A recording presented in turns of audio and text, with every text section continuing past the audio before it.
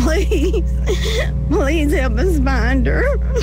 Disappearance of 20-year-old Holly Bobo. She was taken from her home. We have one eyewitness, and that's Holly's brother, and he was not able to give us a description of the person. But he thought it was just Holly's boyfriend. Then a neighbor heard Holly scream and called 911. They have recovered a white lunchbox of Holly's near a creek bed just a few miles from her home. We're still analyzing all the evidence. We cannot give up. We have to keep searching. We'll look at all possibilities and all persons. We just send a plea out to whomever might be listening and watching to help this family. Help us try to locate, find, and bring home our daughter. And those pleas for help have not gone unanswered. I'm Deborah Norville from Inside Edition, sitting in tonight for Nancy Grace as we try to answer the question, what has happened to Holly Bobo?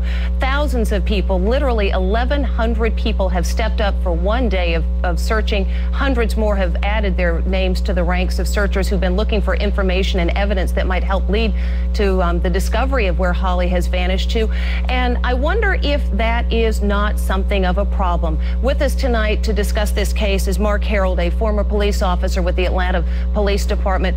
Mr. Harold, when you've got this many people, well-intentioned though they are, is there not the danger that evidence could be compromised because of the efforts by people who are not trained in the aspects of law enforcement evidence gathering?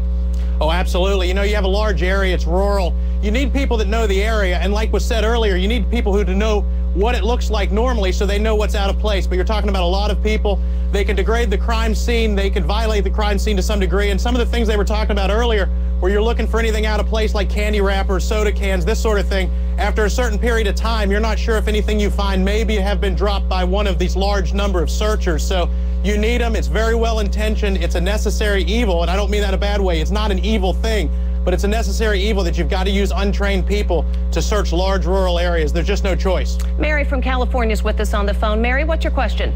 My question is can you reenact the whole situation?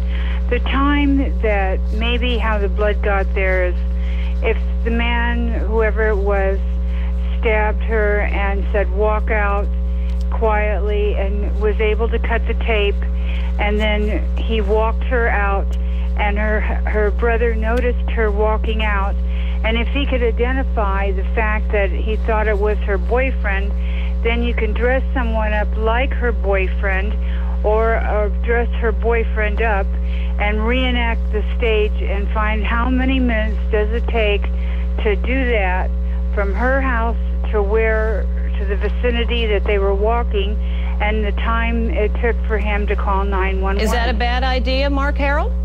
Well, it's not a bad idea first. It would be very important if you're setting up that perimeter how far somebody has traveled in a certain period of time, whether you know they're in a vehicle or on foot. At this point, she's been gone since the 13th, so it's become less and less valuable. It certainly couldn't help. I think it may help even more if you recreate it. It may jog the brother's memory a little bit, and you may get some information that he didn't think of. He's trying to think just from his memory. If you recreate it, maybe he remembers some details. It's not a bad idea. At this point, anything could help. Probably can't hurt. New to the investigation today is the use of technology that can help look into the bottom of the many lakes that are in this area. Michael Gass is the founder of the National Academy of Police Diving. Mr. Gass, what might they be able to see in the murky waters of some of these Tennessee lakes and creeks? Well, using side scan sonar or LiDAR, they're able to remap the bottom and detect things that are out of place on the bottom. But again, it's the interpretation of that information that helps you to understand what it is you're looking at, and the training and the skills of the person using that information and that technology bears heavily or real lightly on whether or not the information is good. What's your best guess on what's happened to Holly? Well, I have no idea. And Mark Harold, what do you think?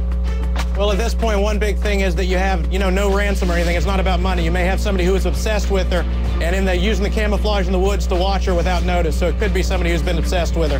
And when we come back, we will try to get into the mind of the kind of person who can do this dastardly deed. What does it take to kidnap a beautiful young woman in plain sight? We'll get into that coming up.